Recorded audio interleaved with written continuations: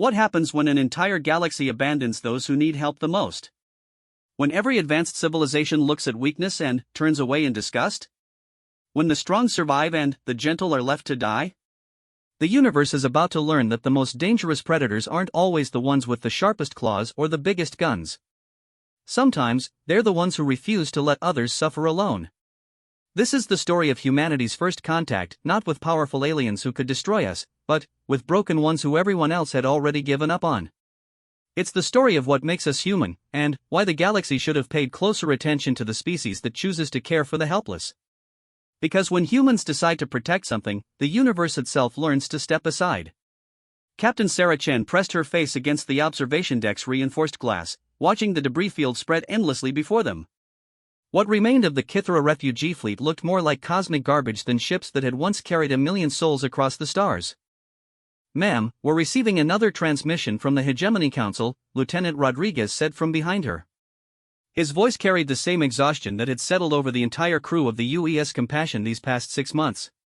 Sarah didn't turn around. She'd heard enough from the Hegemony Council, the Crystalline Collective, the Void Hunters, and every other major galactic power over the past year. The message was always the same. The Kythera were dying, they were weak, and helping them was a waste of resources that could be better spent on species with actual potential for contribution to galactic society. "Let me guess," Sarah said, her breath fogging the glass. "They're deeply concerned about our continued involvement with the Kythera situation, and they strongly advise us to redirect our humanitarian efforts toward more viable populations." "Close," Rodriguez replied. This time they added that the Terran Federation's reputation in the galactic community is suffering due to our misplaced sentimentality regarding inferior species. Sarah finally turned, her dark eyes flashing with the kind of anger that had gotten her both promoted and demoted more times than she could count. Inferior species. Right. And what makes a species superior, Lieutenant? Rodriguez had served under Captain Chen long enough to recognize a rhetorical question when he heard one. He also knew that when she got that particular tone in her voice, something was about to happen that would either save lives or end careers. Usually both. The ability to destroy others, apparently, Rodriguez answered anyway. Exactly. Sarah walked to the central command chair, her boots clicking against the metal deck plating. The Hegemony considers themselves superior because they can crack planets. The Crystallines think they're better because they've figured out how to exist as living energy. The Void Hunters believe might makes right, period. She settled into her chair and called up the tactical display. The Kythera fleet, what was left of it, appeared as a collection of red dots scattered across several light years. Each dot represented thousands of beings who had fled their dying homeworld only to find that the galaxy had no place for refugees who couldn't fight back.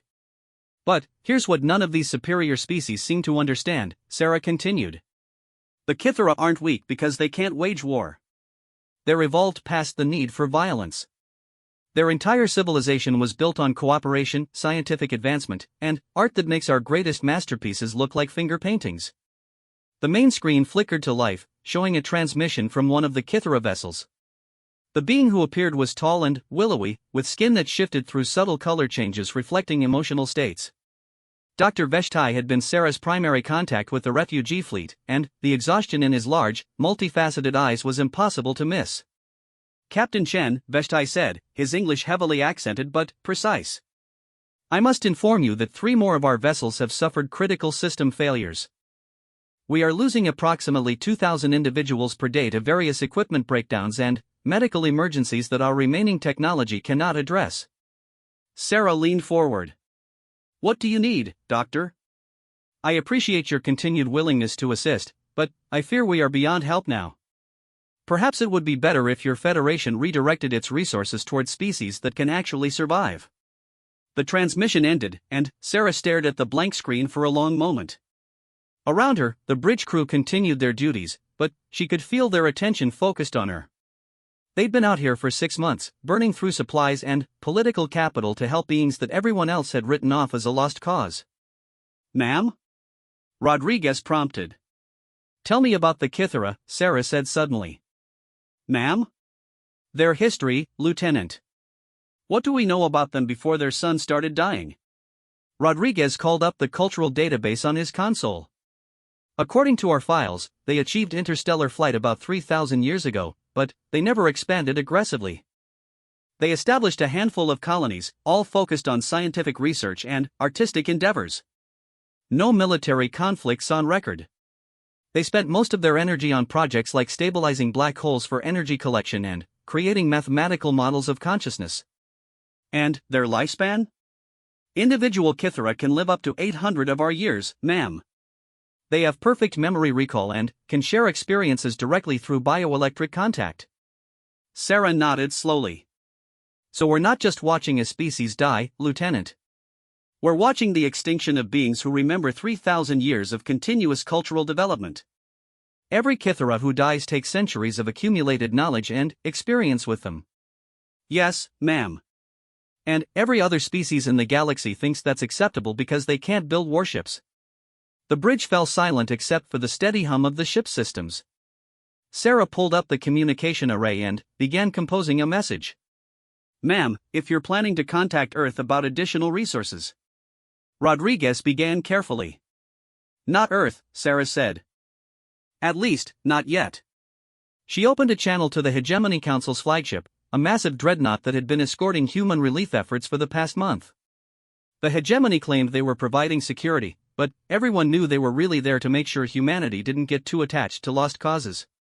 The face that appeared on screen belonged to War Commander Thexka, a reptilian being whose species had earned their place in the galactic community by being exceptionally good at killing things. His yellow eyes regarded Sarah with the kind of patience usually reserved for small children and mental defectives. Captain Chen, Thexka said in his rasping voice. I trust you have reconsidered your position regarding the Kythera situation. Actually, I have, Sarah replied. I've been thinking about what makes a species worthy of survival in this galaxy. Excellent. As I have explained, the resources being expended on this futile rescue operation could be much better utilized supporting civilizations with actual strategic value. Right. And, by strategic value, you mean military potential. Of course. A species that cannot defend itself is a burden on the galactic community. The Kythera have proven themselves to be genetically and culturally deficient. It is better to allow natural selection to take its course. Sarah nodded as if she were seriously considering this perspective. That's an interesting way to look at it, War Commander. Tell me, what's the average lifespan of a hegemony warrior? Thexka's head tilted slightly. Approximately 120 of your years, assuming they survive combat operations. And how much formal education does a typical warrior receive?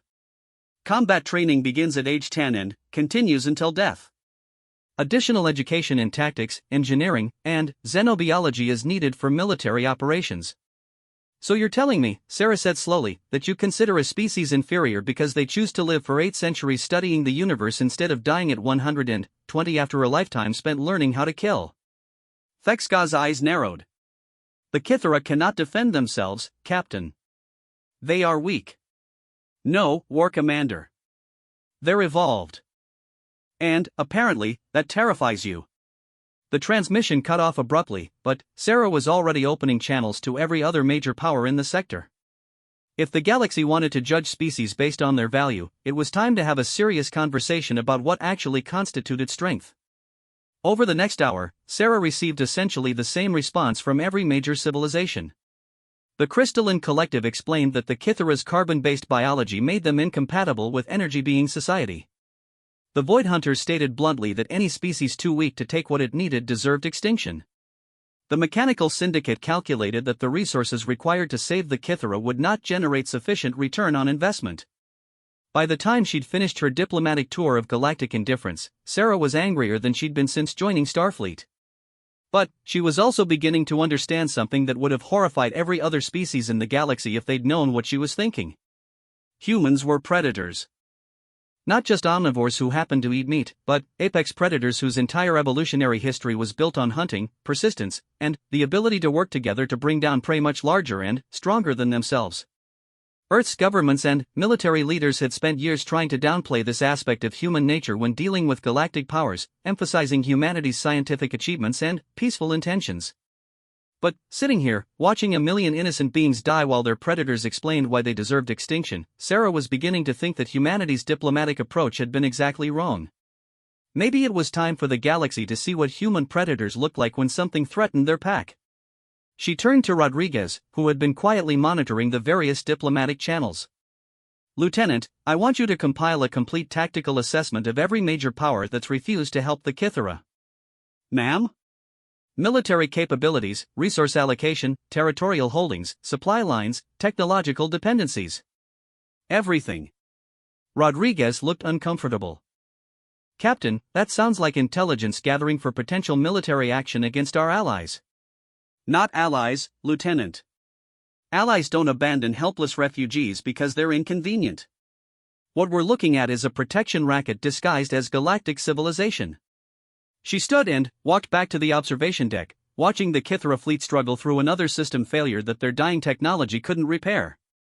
Behind her, she could hear Rodriguez reluctantly beginning the tactical assessment she'd requested. Sarah had made her decision. The galaxy had spent the last year explaining to humanity why the Kythera didn't deserve to live. Now she was going to spend however long it took explaining to the galaxy why that was the wrong answer. And if her species' reputation suffered because they chose to protect the helpless instead of abandoning them, then so be it. At least they'd still be able to look at themselves in the mirror. The predator instincts that humanity had spent decades trying to suppress were finally going to be put to their proper use, hunting the hunters who preyed on the innocent. War Commander Thexka was about to learn what happened when humans decided that something was worth protecting.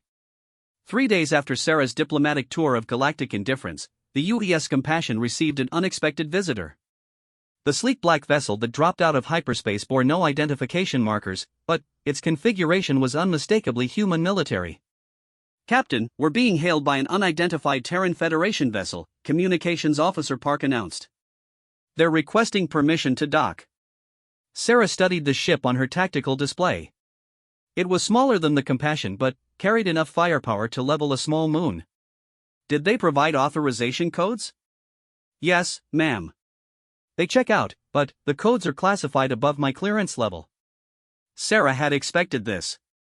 Word of her confrontation with the Hegemony Council would have reached Earth within hours, and the Federation's response time suggested they'd been monitoring the situation more closely than she'd realized. Grant docking permission to Base 7, she ordered.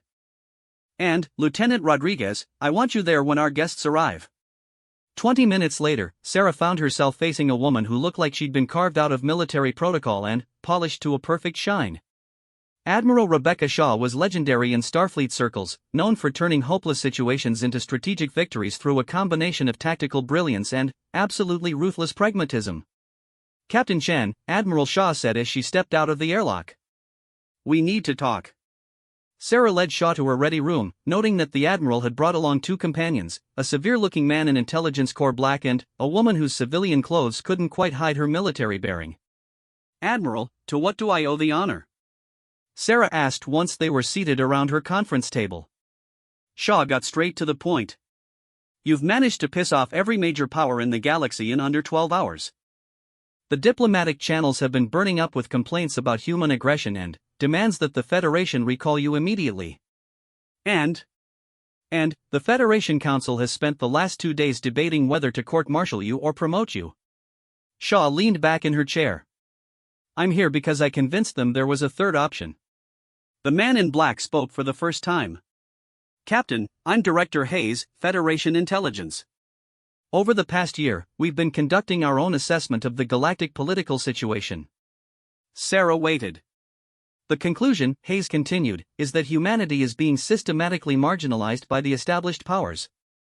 They tolerate us because we have useful technology and because we're not an immediate threat. But every major decision affecting galactic policy is made without our input. The civilian woman leaned forward. I'm Dr. Elizabeth Warren, xenosociologist. I've been studying the political structures that govern this region of space, and what I've found is disturbing. Dr. Warren activated a holographic display that showed the galactic map with various colored zones. What we're looking at is essentially a feudal system. The hegemony, crystallines, void hunters, and a few other major powers have divided up the galaxy into spheres of influence.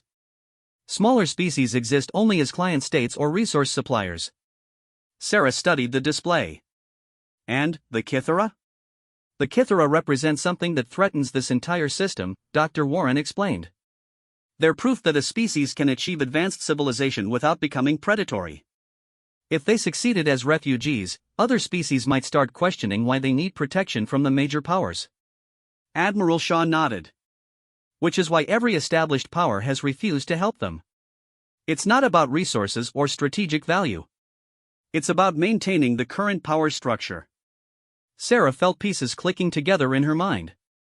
So when humanity insisted on helping them anyway, we became a threat to the existing order, Director Hayes finished. The diplomatic protests aren't really about the Kythera. They're about making it clear that humanity is expected to fall in line with established policy. Shaw stood and walked to Sarah's viewport, looking out at the scattered Kythera vessels.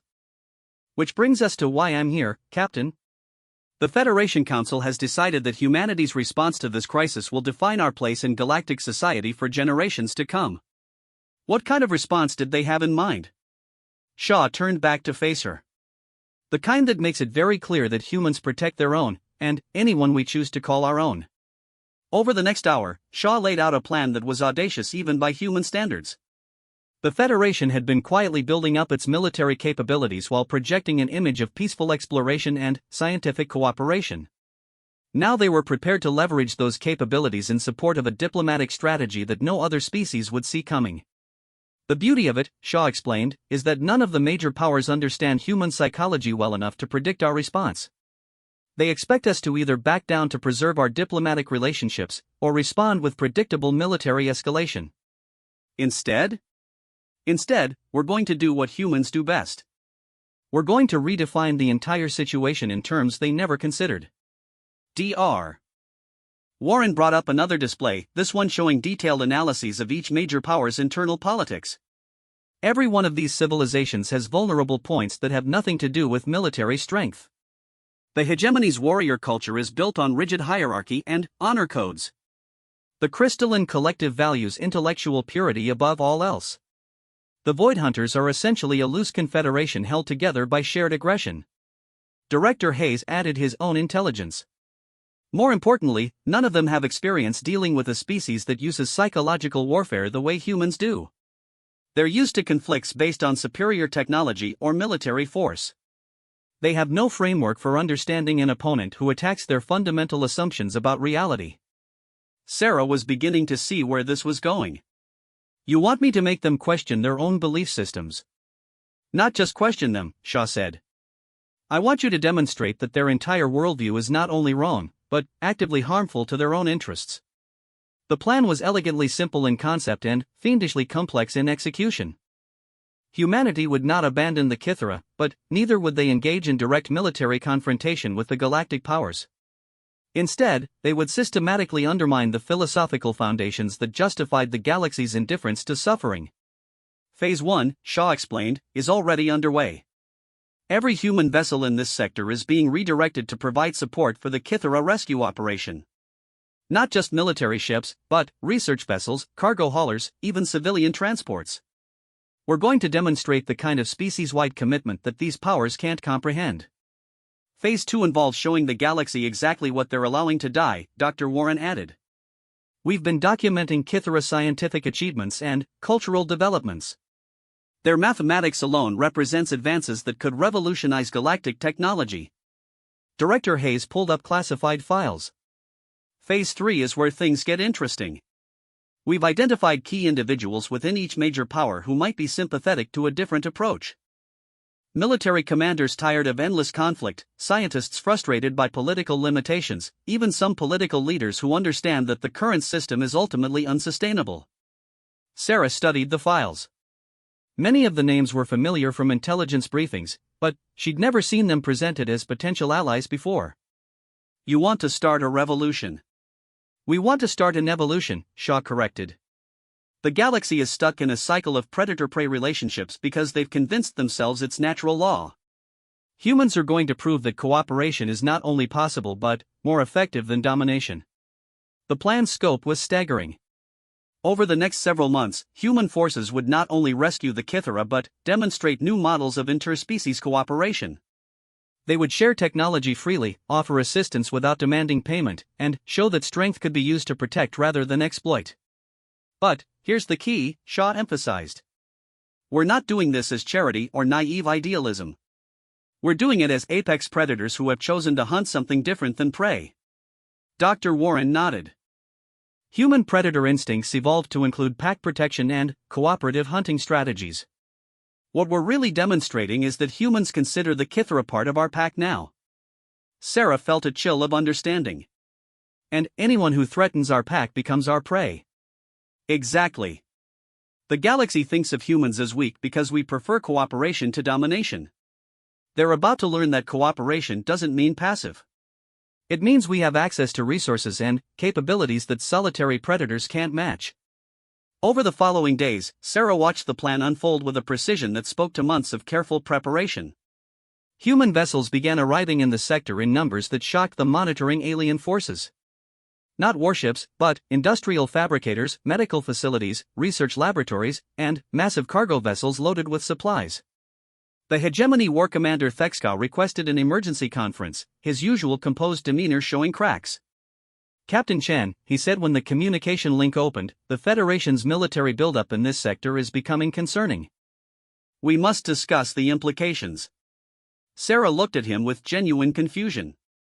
Military buildup? War Commander, these are rescue vessels. Surely your sensors can distinguish between hospital ships and warships.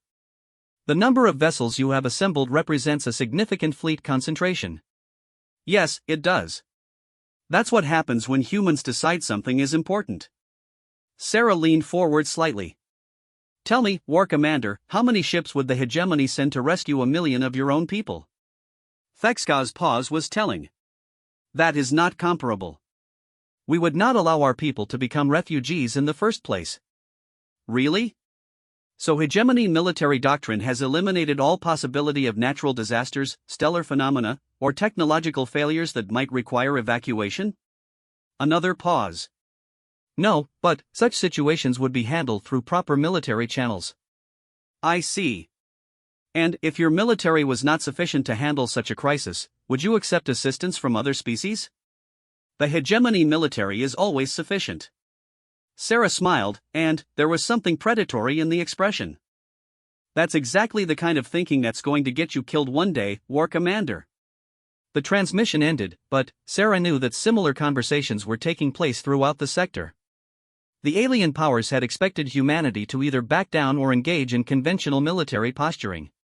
Instead, they were witnessing something they had no framework for understanding, an entire species mobilizing not for war, but for rescue operations on a scale that dwarfed anything they could imagine. More importantly, they were beginning to realize that humanity's seemingly scattered and individualistic nature was actually a source of incredible strength when focused on a common goal. Dr. Veshtai contacted the Compassion as the first wave of human medical vessels began docking with damaged Kithra ships.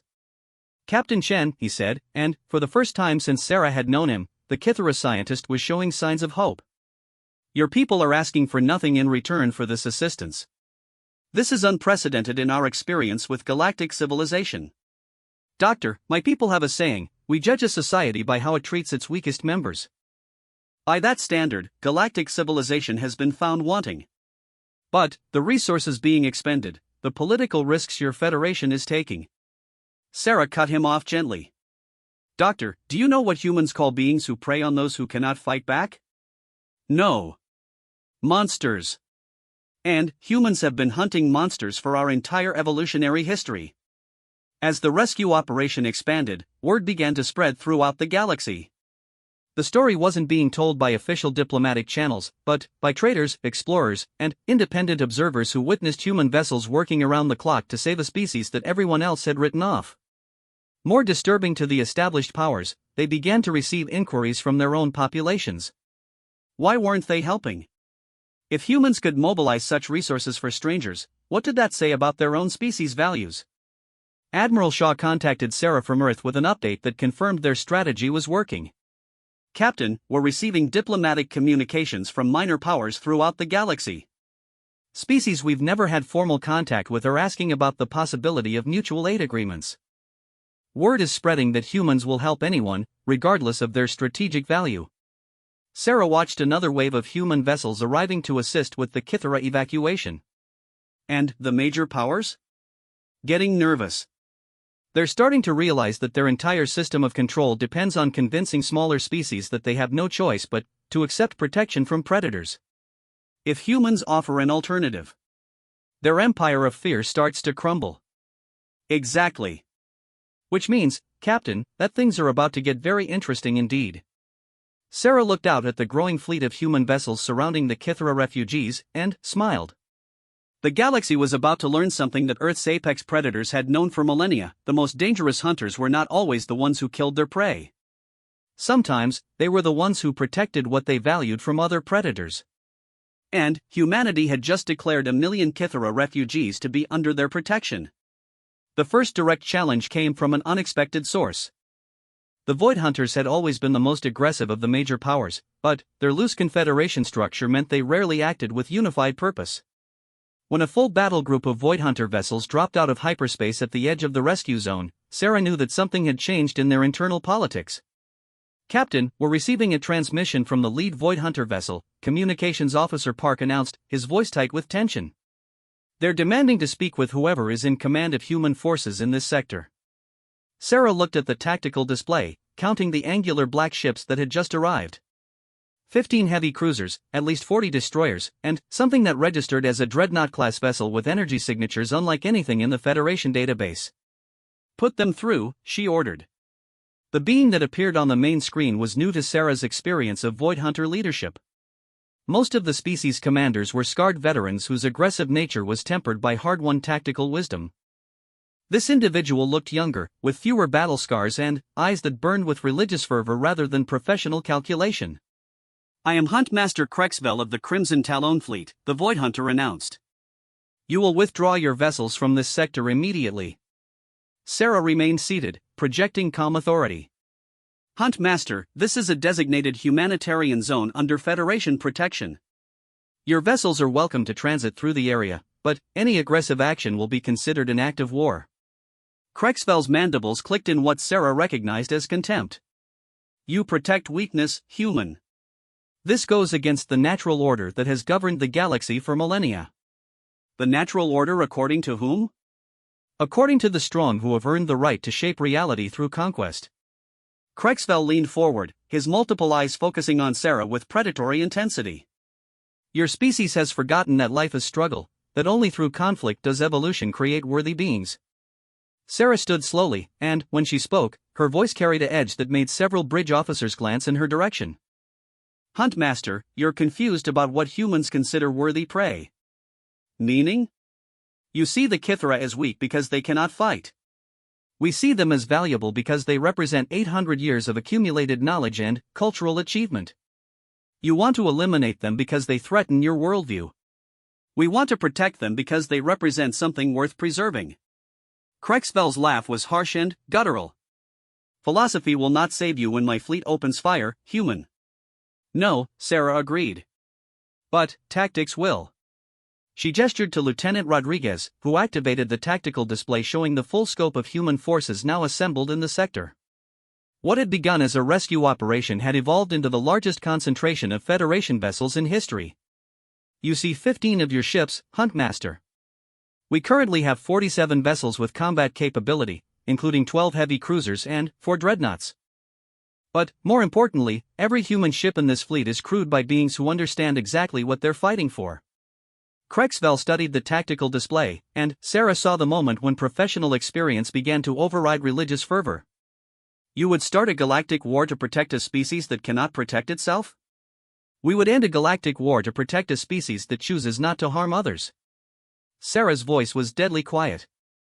"There's a difference, Huntmaster. One that your species has never learned." The communication channel fell silent for several minutes. Sarah used the time to open private channels to Admiral Shaw and to the commanders of other human vessels in the area. If the Void Hunters wanted a fight, humanity would give them one they'd never forget. When Krexvel spoke again, his tone had shifted from aggressive contempt to something more calculating. "Your Federation believes it can impose its values on the galaxy through military force?" "The Federation believes the galaxy would be better served by protecting the weak rather than exploiting them." "Military force is simply one tool for achieving that goal. And if other species disagree with your assessment?" Sarah smiled, and every human who knew her recognized the expression. It was the same look she'd worn before single-handedly destroying a pirate fleet that had been terrorizing civilian transports, and before convincing a hegemony war council that attacking Federation territory would result in casualties they weren't prepared to accept. Then, they're welcome to test their disagreement against human resolve, Huntmaster.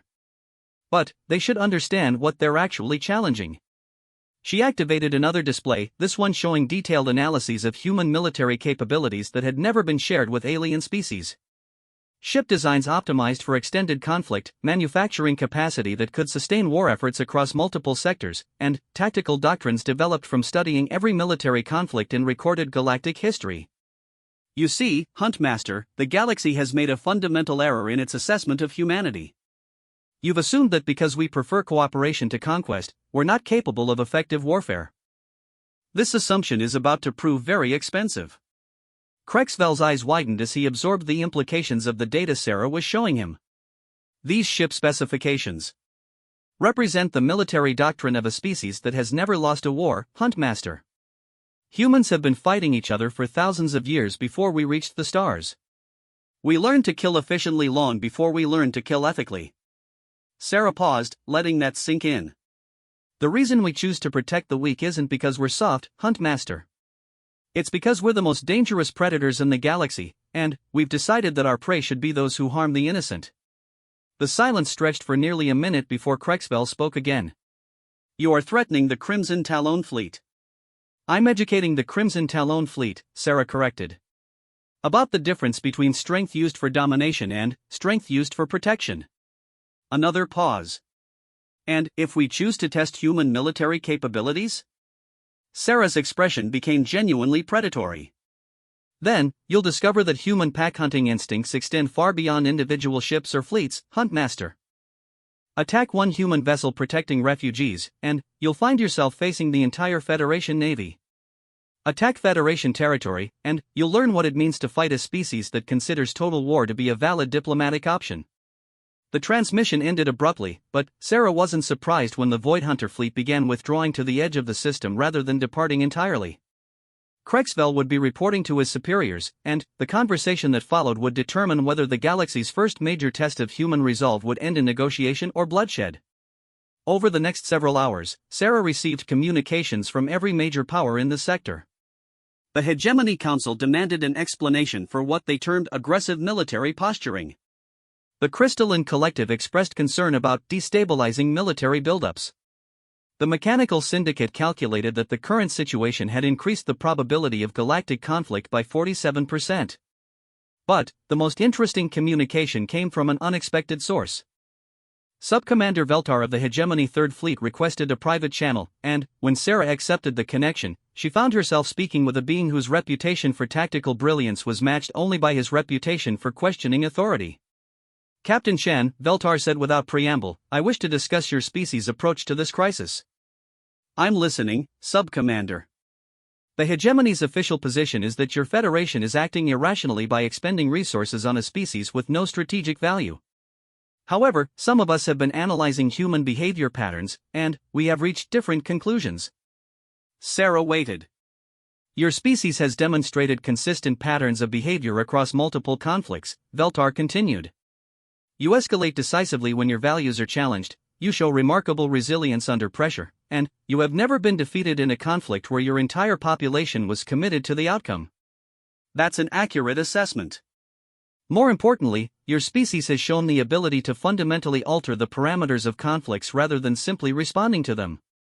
The Kythera situation is not really about refugees, is it? Sarah smiled. Veltar was clearly more perceptive than his superiors. What do you think it's about, Subcommander? It's about demonstrating that the current galactic power structure is not as stable as the major civilizations believe. You are using the Kythera crisis to show smaller species that alternatives exist to accepting protection from predators. And how does the Hegemony feel about that? Veltar's pause was significant. Officially, the Hegemony considers human interference to be destabilizing and, potentially aggressive. Unofficially, some of us are beginning to question whether a system that requires constant military pressure to maintain order is actually sustainable. Interesting perspective for a Hegemony officer. I have spent 3 centuries fighting wars to maintain the current system, Captain. I have watched countless species submit to hegemony authority because they believed they had no choice. But, if humans can demonstrate that cooperation is not only possible but more effective than domination, then, the empire you've spent your life building starts to look less like civilization and more like an elaborate protection racket. Precisely. Veltar leaned forward, and Sarah could see genuine curiosity in his reptilian features. Tell me, Captain, what does humanity ultimately want from this situation? Sarah considered her answer carefully. We want the galaxy to evolve beyond a system where strength is measured by the ability to harm others. We want civilizations that are judged by how they treat their weakest members rather than how effectively they dominate their neighbors. And, you believe this is possible? Subcommander, humans spent thousands of years believing that warfare was the natural state of our species. We had global conflicts that killed millions, weapons that could have destroyed our entire planet, and political systems based on the assumption that someone always had to lose for someone else to win. Sarah gestured toward the viewport, where human and Kythera vessels were working together to repair damaged refugee ships. What you're seeing here is the result of a species that learned to use its predator instincts to hunt different prey. Instead of hunting each other, we started hunting problems. Instead of killing our competitors, we started protecting our allies. Veltar was quiet for a long moment. And, you believe other species can make the same transition? I believe that any species intelligent enough to reach the stars is intelligent enough to choose cooperation over domination, Subcommander. The question is whether they'll make that choice voluntarily, or whether they'll need to be convinced. Convinced how? Sarah's smile was not entirely pleasant. By discovering that predators who hunt problems instead of people are much more dangerous than the ones who simply kill for territory. The conversation was interrupted by an urgent communication from the Void Hunter fleet. Huntmaster Krexvel had apparently received new orders from his superiors, and his message was brief and direct. Human fleet, you have 1 standard day to withdraw from this sector. After that time, we will consider your continued presence to be an act of aggression against Void Hunter territory. Sarah looked at Subcommander Veltar, who was still on the communication channel. Subcommander, would you like to observe how humans respond to ultimatums? Veltar's interest was obvious. I would indeed, Captain. Sarah opened a fleet-wide communication channel, connecting every human vessel in the sector. All ships, this is Captain Chen. We have just received what amounts to a declaration of war from the Void Hunter Confederation. They have demanded that we abandon the Kythera refugees to die because our presence here threatens their authority. She paused, looking around her own bridge at the faces of her crew. Every one of them looked back with the kind of determination that had carried humanity from the caves to the stars. I want every captain to understand exactly what we're being asked to do. We're being told to let 1 million innocent beings die because helping them inconveniences bullies who have grown comfortable with a system based on fear and exploitation. Another pause. All vessels, prepare for combat operations. Any ship that threatens refugees under human protection will be considered a legitimate target. We're not starting a war here, people. We're ending one that's been going on for millennia. The response from the human fleet was immediate and unified. 47 ships acknowledged the order and began combat preparations with an efficiency that spoke to months of careful planning and years of professional training. Subcommander Veltar watched the tactical displays with obvious fascination. Captain, your fleet is moving with remarkable coordination for vessels that were not originally intended as a unified force. That's because they're not just ships, Subcommander. They're humans who understand what they're protecting. As the deadline approached, Sarah found herself thinking about the conversation with Admiral Shaw and the larger strategic implications of what they were about to do. This wasn't just about the Kythera anymore. It was about whether the galaxy would be governed by fear or by the possibility of something better. In 18 hours, they would have their answer. The attack came not from the direction anyone expected. While the Void Hunter fleet maintained its threatening posture at the edge of the system, 3 hegemony dreadnoughts dropped out of hyperspace directly above the main Kythera refugee concentration. The tactical implications were immediately clear. They weren't planning to fight the human fleet, they were planning to eliminate the refugees before humans could intervene. All ships, emergency combat alert! Sarah barked as the Compassion's bridge exploded into coordinated activity. Priority target protection for all Kythera vessels. Do not let those dreadnoughts reach firing position. But, even as she gave the orders, Sarah knew they were too far away. The hegemony ships would reach optimal firing range for their planet-killer weapons in less than 4 minutes, while the nearest human vessels were at least 6 minutes out at maximum acceleration. That was when Dr. Veshtai did something that no one in the galaxy had expected from a Kithara. "Human vessels," came the scientist's voice over the communication channels, "we are implementing defensive protocols." The first sign that the galaxy's understanding of the Kithara was fundamentally flawed came when energy readings from the refugee ships suddenly spiked beyond anything their supposedly failing technology should have been capable of generating. The second sign was when space itself began to twist around the approaching hegemony dreadnoughts. "Captain," Lieutenant Rodriguez called out, his voice filled with amazement, "the Kithara ships are generating some kind of spatial distortion field. The hegemony vessels are trapped in what appears to be a localized time dilation effect."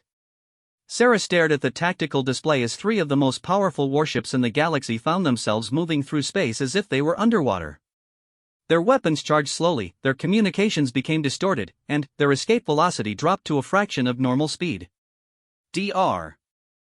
Veshtai, Sarah said into her communicator, "What exactly is happening here?" The Kithara scientist's response carried a tone she had never heard from him before, something that might have been satisfaction. "Captain Chen, my people have never been helpless. We simply chose not to use our capabilities for violence." Capabilities?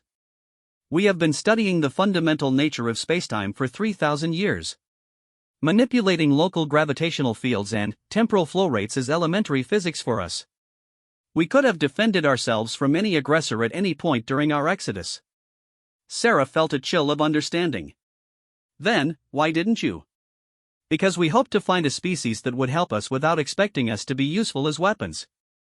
We wanted to discover if there were any civilizations in this galaxy that valued life for its own sake rather than for its potential to cause death." On the tactical display, the 3 hegemony dreadnoughts were now completely immobilized, trapped in a bubble of compressed spacetime that would hold them helpless for hours. More impressive, the energy readings suggested that the Kithara were using only a fraction of their available power to maintain the effect. "The major galactic powers rejected us because they could not see how our pacifism could benefit them," Veshtai continued. "They never considered that a species capable of manipulating the basic forces of reality might choose not to use those abilities for conquest." Sub-Commander Veltar, who had been monitoring the situation from his own vessel, spoke up on the communication channel. "Dr. Veshtai, your people possess technology that could revolutionize warfare throughout the galaxy. Why have you kept these capabilities secret?"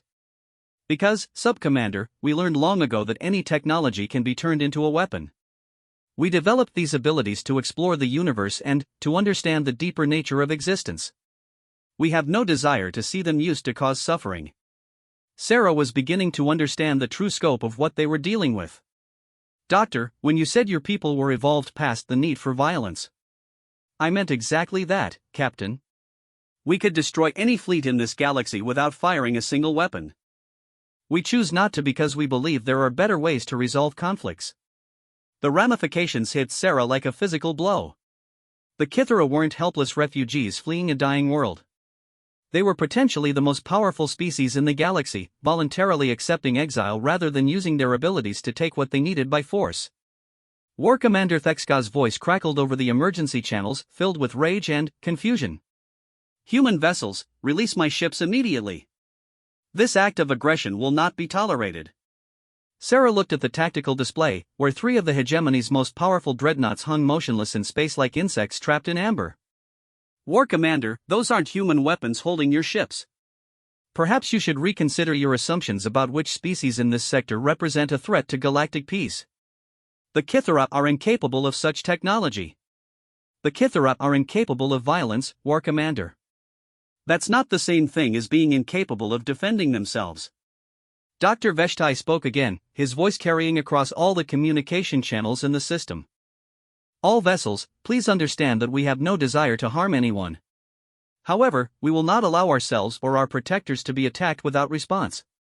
The hegemony ships will be released unharmed once they withdraw to a safe distance." Huntmaster Krexvel of the Void Hunters was the first to grasp the full implications of what had just been revealed. "The refugees, they have been testing us."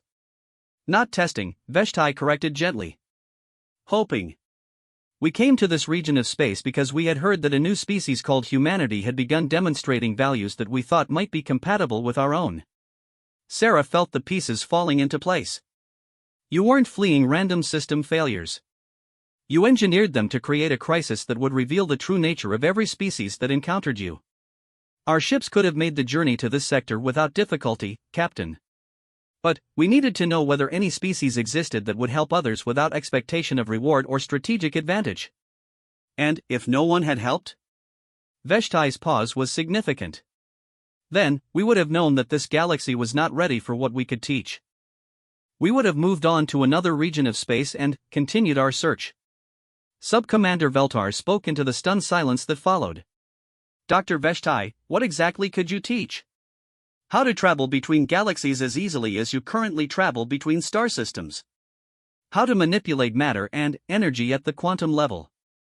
How to extend the lifespan of stars and prevent natural disasters before they occur. How to create sustainable civilizations that can last for millions of years without depleting their resources or destroying their environments. The communication channels erupted as every species in the sector began talking at once. Sarah could hear frantic conversations in a dozen languages as the full scope of Kythera capabilities became clear. But it was Admiral Shaw's voice that cut through the chaos, speaking on a secure Federation channel. Captain Chen, are you seeing the same readings I am? Sarah checked her tactical display. The energy signatures from the Kythera vessels suggested technological capabilities that dwarfed anything in the Federation database. Confirmed, Admiral. We're looking at a species that could probably terraform the entire galaxy if they wanted to. And they chose to let everyone think they were helpless refugees. Because they wanted to find allies, not subjects. Sarah thought about the months of watching these beings suffer while the galaxy's major powers turned away in disgust. They were looking for a species that would protect the weak without expecting anything in return. Have they found it? Sarah looked around her bridge, where her crew was working to coordinate defensive positions with beings whose technology they were only beginning to understand. I think they have, Admiral. Dr. Veshti's voice returned to the general communication channel. Captain Chen, your species has passed a test that we have administered to 17 different galactic regions over the past several centuries. In every other case, the local powers either ignored our apparent distress or tried to exploit our supposed weakness for their own advantage. And humanity? Humanity mobilized its entire fleet to protect strangers who could offer nothing in return except gratitude. Your species demonstrated that advanced intelligence can coexist with genuine altruism. This is extraordinarily rare in our experience. War Commander Thexka's voice interrupted, still furious but now tinged with something that might have been fear. You deceived us. The hegemony will not tolerate manipulation. Sarah decided it was time to reframe the conversation entirely. War Commander, the only deception here was your assumption that weakness and peaceful intentions are the same thing. The Kythera never lied about their capabilities. They simply didn't volunteer information that wasn't requested. They allowed us to believe they were helpless. No, Sarah said firmly. They allowed you to reveal what you do with helpless beings. And your response was to abandon them to die because helping them wasn't profitable. Sub-Commander Veltar spoke up again. Captain Chen, if I may ask, what happens now? Sarah looked at Dr. Veshti's image on her screen. That depends on what the Kythera want to do next. Veshti was quiet for a moment before answering. We would like to establish formal relations with the Terran Federation. Our initial assessment suggests that your species has the ethical framework necessary to use advanced technology responsibly. And the other galactic powers? Will be welcome to participate in technological and cultural exchange programs, provided they demonstrate a commitment to using new knowledge for the benefit of all species rather than for domination. Sarah smiled as she watched the tactical display update with new readings from the Kythera vessels. Ships that had appeared to be dying were now revealing themselves to be more advanced than anything else in the galaxy. Doctor, I think you're going to find that galactic politics just became much more interesting. Huntmaster Krexbell was the first to officially request negotiations. The Void Hunter Confederation might be based on predatory instincts, but they weren't stupid enough to ignore the implications of what they had just witnessed. Dr. Veshti, Krexbell said, his earlier aggression replaced by careful calculation, the Crimson Talon fleet wishes to discuss the possibility of peaceful relations with your people. Hunt Master, we would be pleased to arrange such discussions. However, any technological sharing would be contingent upon significant changes to Void Hunter policies regarding client species and territorial expansion. The transformation was remarkable to watch. Species that had spent millennia operating under the assumption that might made right were suddenly forced to confront the possibility that the most powerful beings in the galaxy were also the most peaceful. But Sarah knew that the real test was yet to come. The Kithara had revealed themselves, but the question now was whether the established galactic powers would accept the fundamental changes to the political order that this revelation demanded. Or whether they would choose to fight a war against opponents whose true capabilities were beyond anything they could imagine. 6 months later, Sarah stood in what had once been empty space but was now the site of the most significant construction project in galactic history. The Kithara had begun building what they called a cooperation hub, a massive space station that served simultaneously as a research facility, cultural exchange center, and diplomatic complex. What made it remarkable wasn't just its size, though the station was large enough to house representatives from every known species, but the technology that had created it. The Kithara had literally reshaped local spacetime to accommodate the construction, creating stable areas of modified physics where species with incompatible environmental requirements could work together safely. Captain, Lieutenant Rodriguez said as he approached her observation platform, the latest diplomatic reports have arrived from Earth. Sarah accepted the datapad, scanning through updates that would have seemed like fantasy just a year earlier. The Hegemony Council had officially dissolved, replaced by a coalition government that included representatives from dozens of previously client species. The Void Hunter Confederation had split into two factions, one that continued to pursue traditional predatory policies, and another that was experimenting with what they called constructive hunting, using their aggressive instincts to track down and solve complex problems rather than eliminate rivals. The Crystalline Collective had undergone the most dramatic transformation. Upon learning that the Kithara could teach them to exist as pure energy while maintaining individual consciousness indefinitely, they had abandoned their previous policies of intellectual isolation and become some of the most enthusiastic supporters of interspecies cooperation. And the Mechanical Syndicate? Sarah asked. They've requested permission to establish a permanent research facility at the hub. Apparently, Kithara temporal manipulation technology could revolutionize their manufacturing processes. Sarah smiled. The Mechanical Syndicate's conversion to cooperation had been the most predictable. Once they calculated the economic advantages of having access to Kithara technology, their previous policies had been revised faster than their quantum processors could run the numbers. Dr. Veshtai is requesting a meeting, Rodriguez continued. He says there's something important he wants to discuss about humanity's role in what he's calling the New Galactic Compact. Sarah found the Kithara scientist in what had become his favorite location on the station, an observation lounge that looked out on a view of dozens of different species working together on projects that would have been impossible under the old galactic order. Captain Chen, Veshtai said as she approached, "Thank you for coming. I wanted to speak with you about some conclusions my people have reached regarding human psychology." Sarah settled into a chair designed to accommodate human physiology, one of thousands of small modifications that made the station welcoming to all species. I'm listening, Doctor. Over the past several months, we have been studying the behavior patterns that led humanity to protect us when every other species turned away. We believe we understand now why your species was uniquely capable of making that choice. And what did you discover? Veshtai activated a holographic display showing comparative analyses of different species' social structures and psychological profiles. Most predatory species develop hierarchical societies based on dominance and submission. The strong rule, the weak serve, and survival depends on maintaining one's position in the hierarchy. Sarah nodded. This matched everything she'd observed about the hegemony, void hunters, and similar civilizations. Humans are different, Veshtai continued. You evolved as pack hunters, which required cooperation among equals rather than submission to dominance. Your survival strategies were based on protecting the group rather than advancing individual position. That's a somewhat idealized view of human history, Doctor. We've had our share of hierarchical societies and predatory behavior. Indeed. But even your most aggressive periods were characterized by competition between groups that internally practiced cooperation.